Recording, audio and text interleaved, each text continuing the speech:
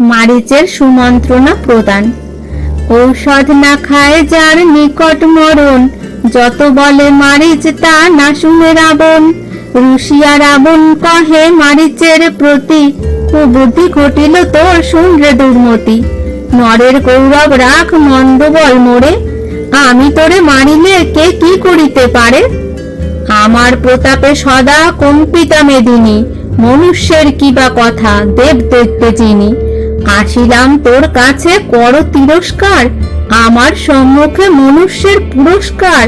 বল বুদ্ধিহীন রাম হয় নরজাতি, নিশাচর কুলে তুমি রাখিলে অখ্যাতি। নিষেধ করেন যদি দেব পঞ্চানন, তথাপি আনিব সীতা না হবে খণ্ডন।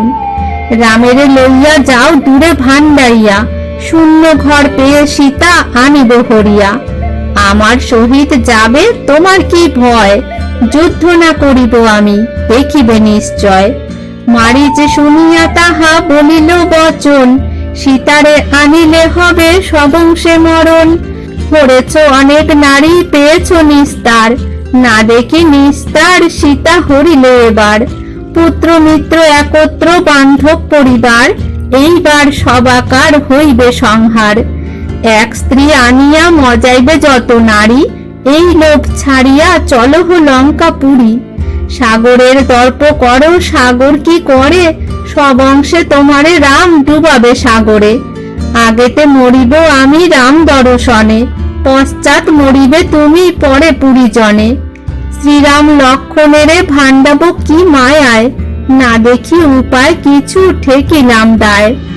আমার মায়ায় রাম যদি ছাড়ে ঘর, একা না রহিবে রাম থাকিবে দোসর।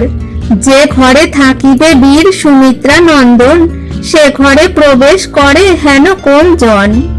যাহা ইচ্ছা করো তুমি শুনো লঙ্কেশ্বর, না করো সীতার চেষ্টা চলে যাও ঘর। হরিতে গেলাম সীতা না হরিনুতায়, দেশে গিয়া এই কথা জানাও সবাই। যদি সীতা আনিতে নিতান্ত করো মন, পরিণামে মম কথা করিবে স্মরণ। রাজা পাত্র করে যুক্তি হয়ে একমতি, রথে চাপি উত্তরেতে চলে শীঘ্র গতি। ফুলিয়ার কৃত্তিবাস গায়ে সুধা ভাণ্ড, রাবণের মজাইতে বিধাতার কাণ্ড।